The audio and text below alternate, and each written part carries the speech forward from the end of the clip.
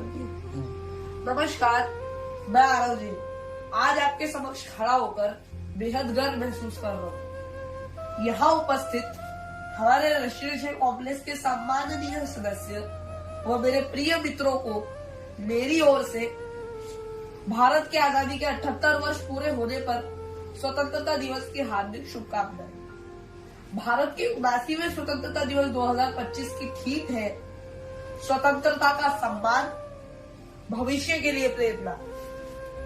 यह पर्व कोई आम पर्व नहीं है, यह उस संघर्ष की याद है, उस जज्बे की याद है और उस कुर्बानी की याद है जिसने हमें आजादी दिलाई।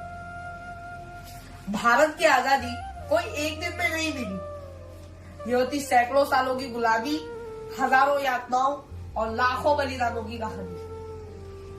जब महात्मा गांधी ने नमक सत्याग्रह किया तो यह केवल नमक का मुद्दा नहीं था, यह आत्मसम्मान का प्रतीक था। महात्मा गांधी जी ने सत्य और अहिंसा के मार्ग पर चलकर अंग्रेजों की नींव हिला दी। भगत सिंह, राजगुरु और सुखदेव ने हंसते हंसते फांसी का फंदा चूमा ताकि हम खुली हवा में सांस ले सके। भगत सिंह, जिनकी उम्र 23 वर्ष भी नहीं थी, लेकिन उनके विचार आज भी करोड़ों युवाओं को दिशा देते हैं। नेताजी सुभाष चंद्र बोस ने कहा था, तुम मुझे खून दो, मैं तुम्हें आजादी दूंगा, और उन्होंने आजाद हिंद फौज बनाई। लोकमान्य तिलक जी ने कहा था, स्वराज्य मेरा जन्मसिद्ध अधिकार है।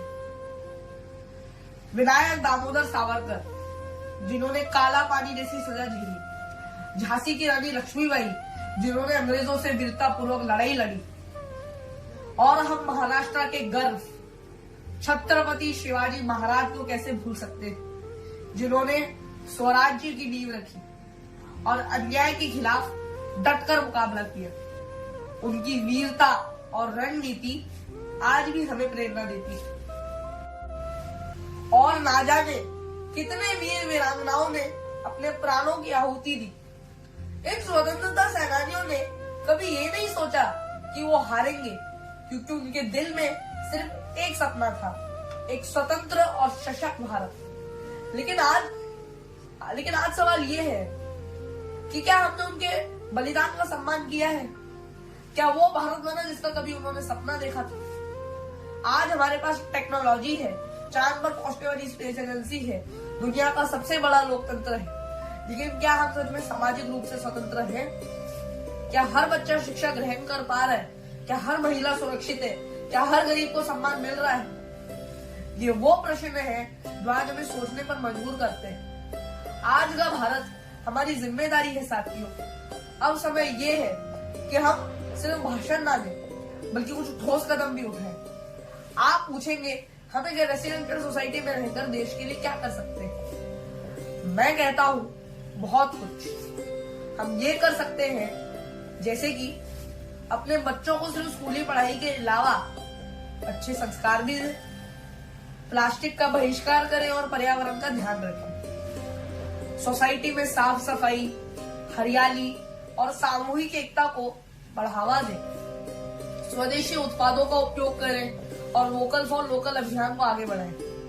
बुजुर्गों का सम्मान करें और युवाओं को प्रेरणा दें। और सबसे बड़ी बात, एक दूसरे का आदर करें। धर्म, जाति, भाषा के भेद से ऊपर उठकर भारतीय बने। आइए हम एक नई शुरुआत का संकल्प इस 15 अगस्त पर लें कि हम अपने कर्तव्यों को समझेंगे, कि हम सच्चे भारतीय नागरिक बनेंगे, कि हम देश के लिए सिर्फ बातें नहीं, काम भी करेंगे। देश प्रेम सिर्फ तिरंगा लहराने से नहीं होता, बल्कि जब हम अपने समाज में, अपने काम में और अपने व्यवहार में भारत को ऊपर रखते हैं, तभी हम सच्चे देशभक्त बनते हैं। अंत में प्रिय साथियों, जब अगली पीढ़ियां हमसे पूछेंगी कि आपने आजाद भारत को क्या दिया, तो हमारा उत्तर गर्व से भरा हो कि हमने एक बेहतर, सुंदर और सशक्त भारत की नींव रखी।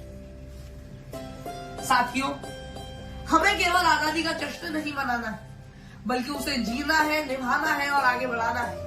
अगर हम सभी मिलकर अगले कदम आगे बढ़ाएंगे तो भारत को विश्व गुरु बनने से कोई नहीं रोक सकता।